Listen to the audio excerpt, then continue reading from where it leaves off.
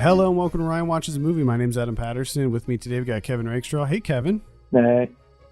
How are you? Nah. All right. Fair enough. We're also joined by Ryan Holes. Hey, Ryan. Balls. Balls? Is that what you said? I just want to bleep me out. Doesn't really work like I can't anticipate when you're gonna swear. Oh my god. If this is your first time tuning in, Kevin and I are challenging ourselves to find movies that Ryan likes in the hopes that we will reach a coveted 10 out of 10. You can join in on the conversation by sending your movie suggestions for Ryan to podcast@filmpulse.net or by sending me a DM on Twitter @filmpulsenet. If you like the show, or even if you don't, please consider checking out the Frederick's Ataxia Research Alliance website at curefa.org. Ryan, now you wanted like a twisted, messed up horror movie, and you were kind of wanting a foreign horror movie. So what did we give you this week? Australian called Hounds of Love. Hounds of Love, yes. This is an Australian movie written and directed by Ben Young. I have a synopsis here. Vicky Maloney is randomly abducted from a suburban street by a disturbed couple. As she observes the dynamic between her captors, she quickly realizes she must drive a wedge between them if she is to survive. Ryan, tell us a little bit about Hounds of Love. Okay, well, here's the first part I was confused on. At the very beginning, it's a different girl, and like they show a different Captain girl. Yes. So they show this girl, but they don't show her face or anything. They just basically show that she's chained up on a bed, and you meet the main character. Oh, I can't bet yesterday they never really say her age, but they don't show her dude. So I'm assuming she's under 18, and sorry, the main person that gets captured, or the one that they show at the beginning? The main one that gets captured. I believe she's 17. So they show her, and they quickly show that her parents were together, but they got separated, and they both kind of don't pay attention to her, and like her dad lets her do what she wants, and you get her a little puppy dog, and when she goes to her mom kind of tells her she can't really do anything. So she dresses up, well, doesn't dress up, but she, air quotes, beautifies herself. And you can tell that she's a young girl trying to look older, a lot older. And after she does that, she ends up sneaking out of her house. And when she sneaks out, this couple pulls up beside her and basically asks her if she wants to get high or buy a drug, and she says yeah. Well, at first she says no, and then she decides to do it. And then they say, well, there's nothing in the car. We'll have to go back to the house and get it. Then she eventually agrees to that. And they ask her if she needs a taxi. And they tell her that they can take her to their house and she can call the taxi from there. And she sees a baby seat in the back and she kind of gains trust on that. Gets in the car.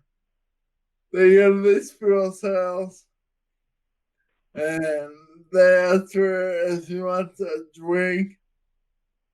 And at first she says no again. Finally agrees on.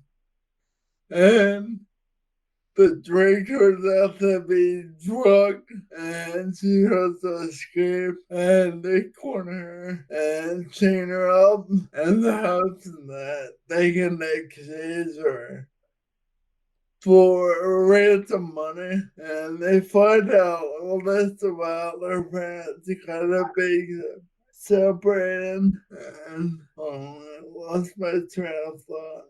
Well, they told her that they were gonna hold her for ransom, but they weren't really gonna do that.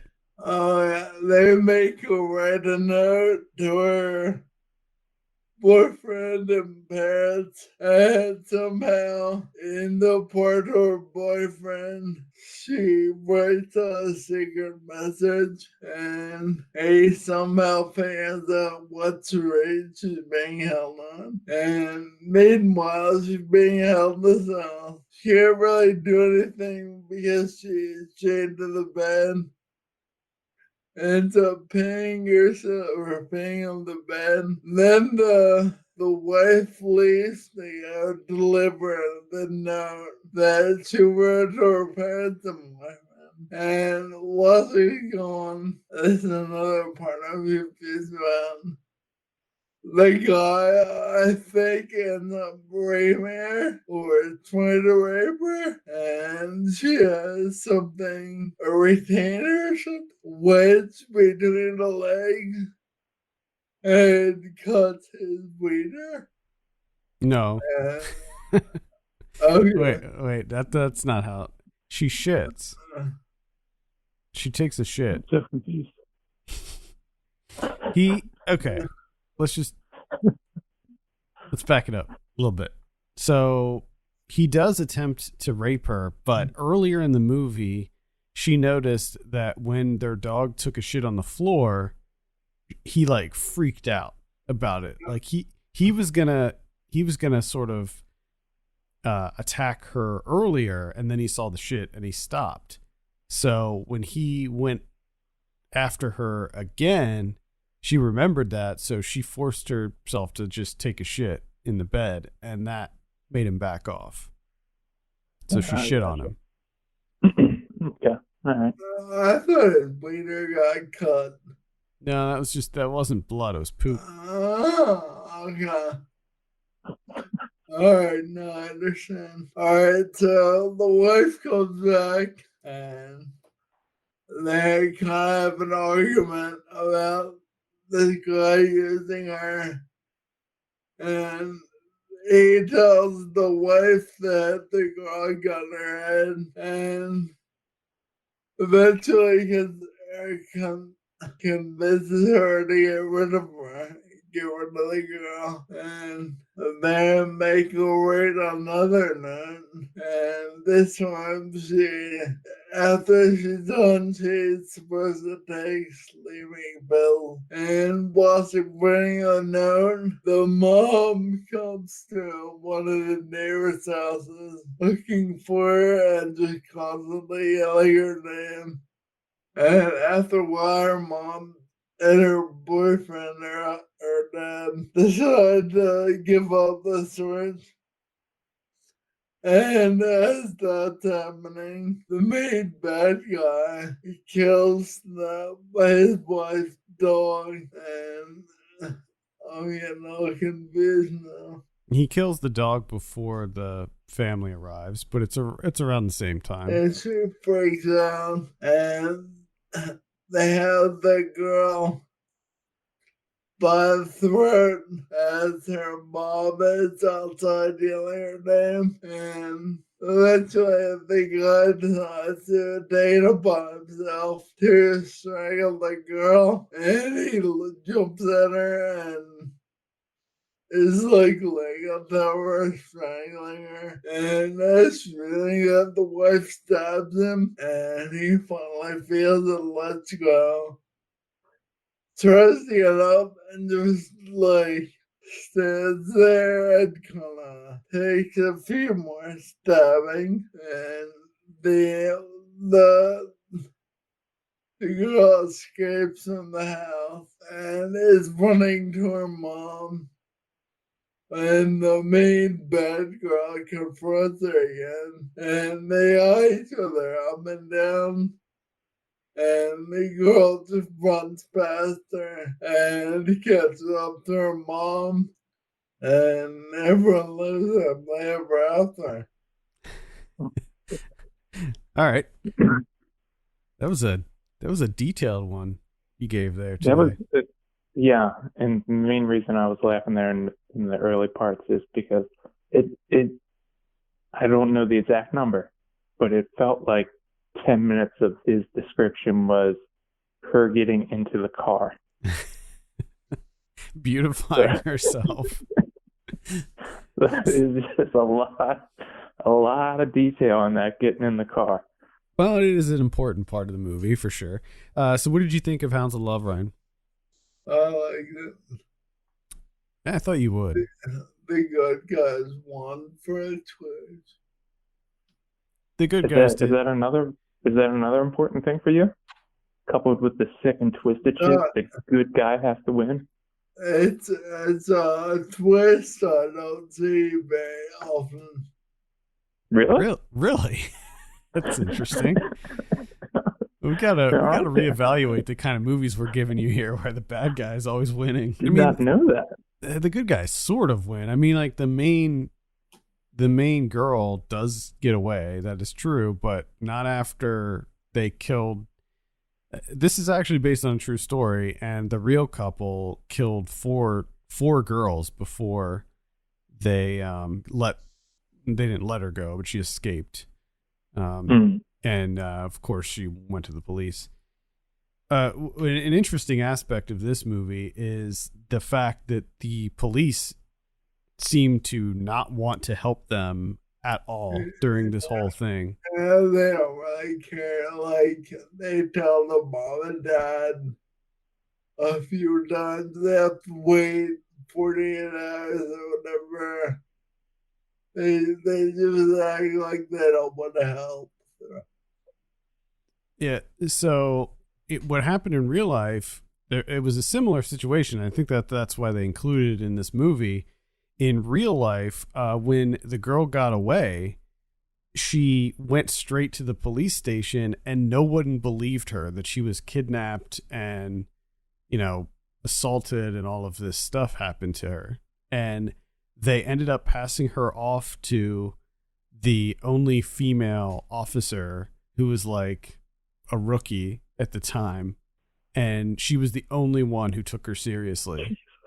In fact, I think they should have. I understand what they did, how they did it in the movie, where like the family was looking for her and her mom was looking for her and the boyfriend and all of that. But I think it would have been more.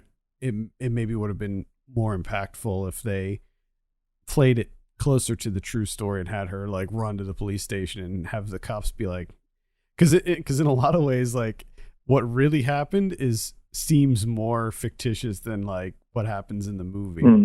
Well, if I was a cop, I would have a hard time looking at, like, if you look at her face by the end of it, she is all beat up. Yeah.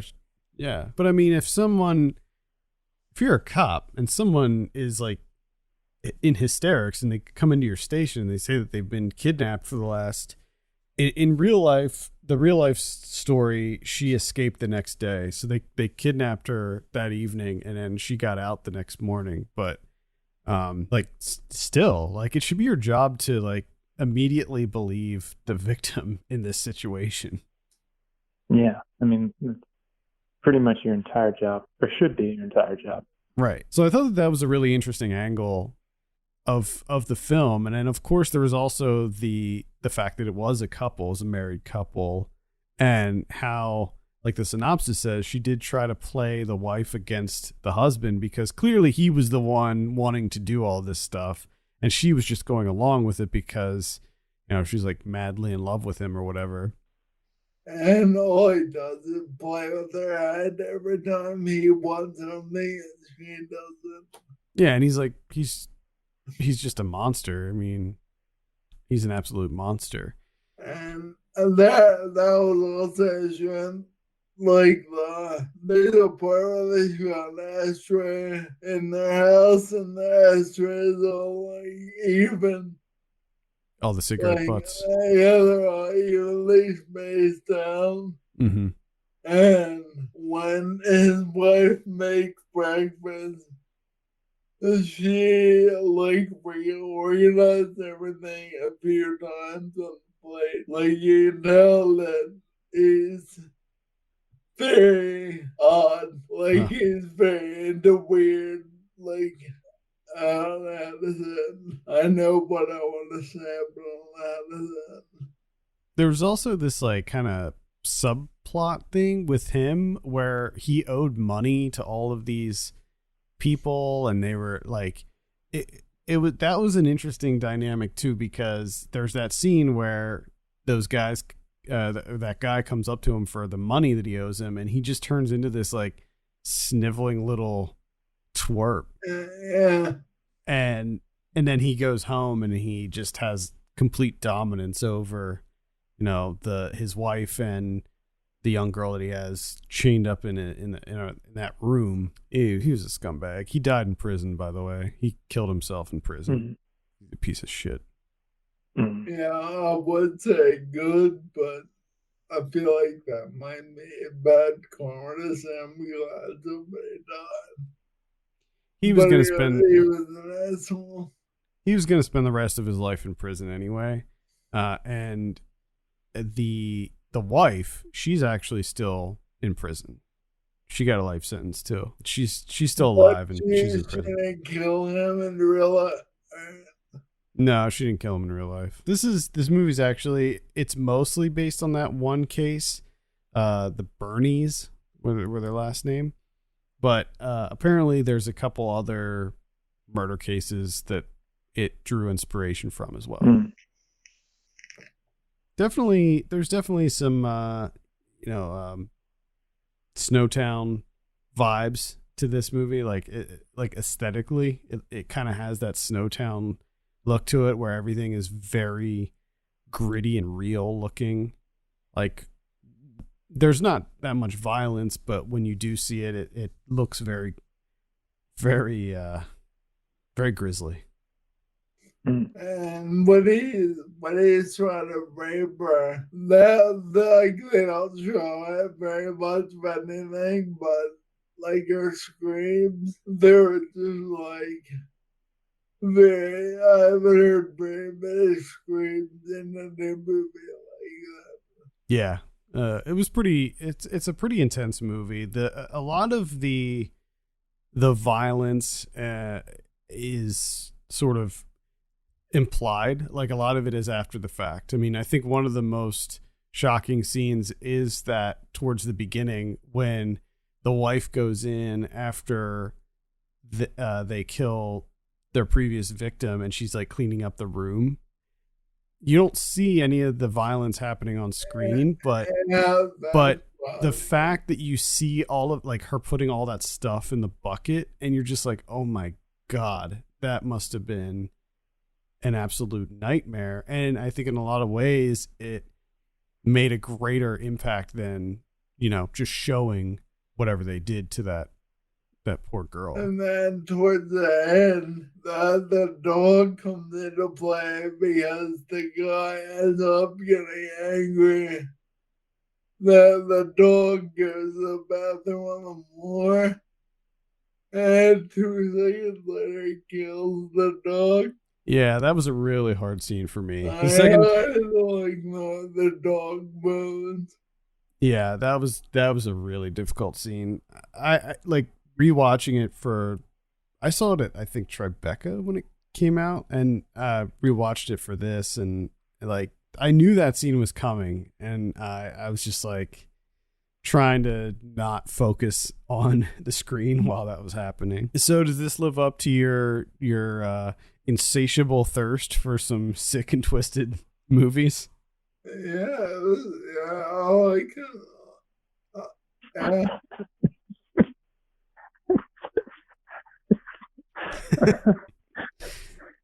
Now, oh God. now you've seen a decent number of Australian horror movies. Does this give you the urge to check out some more of these movies?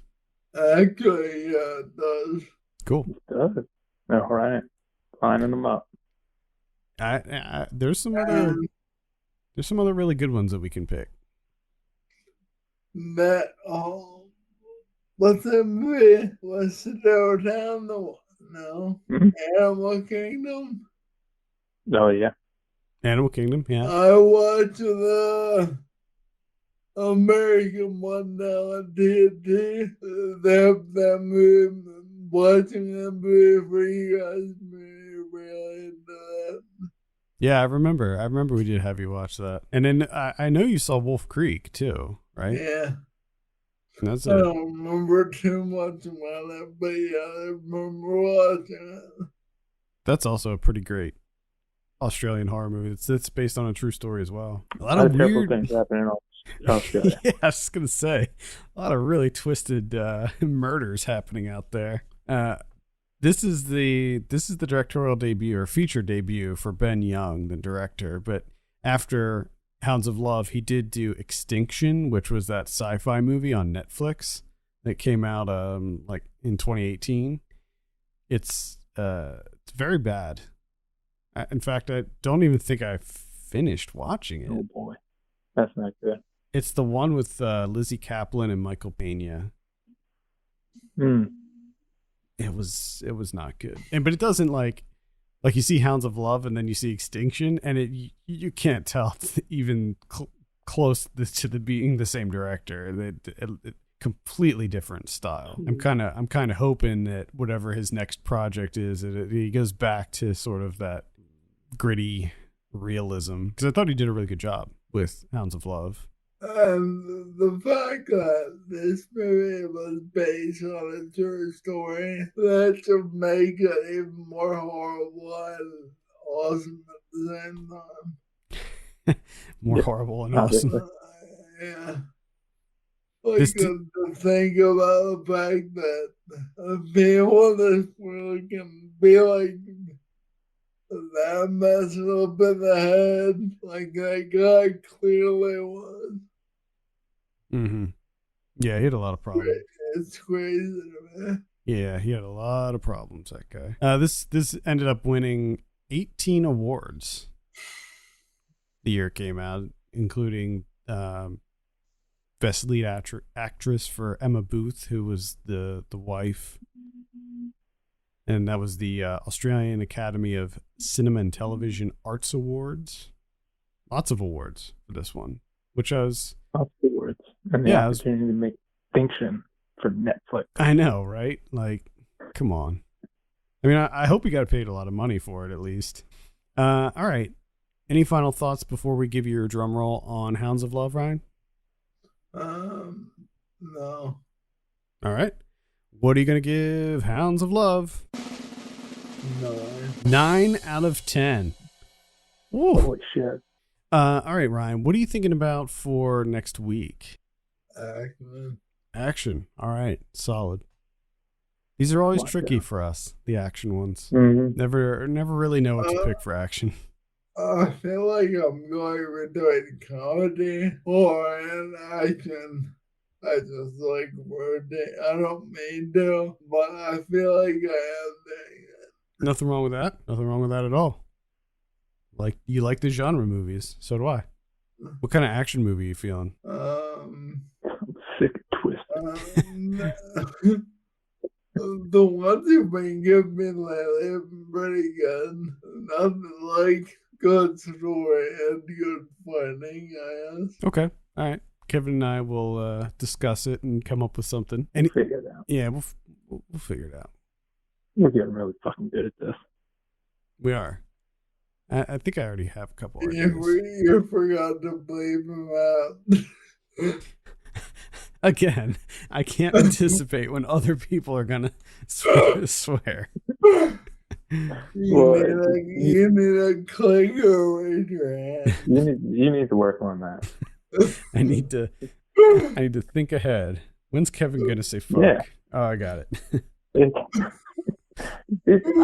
gotta imagine it's probably not that hard to anticipate when I'm going to use the F word. Yeah, not too hard.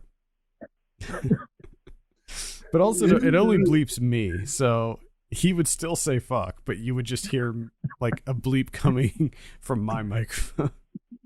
You bleep it out when you say normal stuff. What the fuck?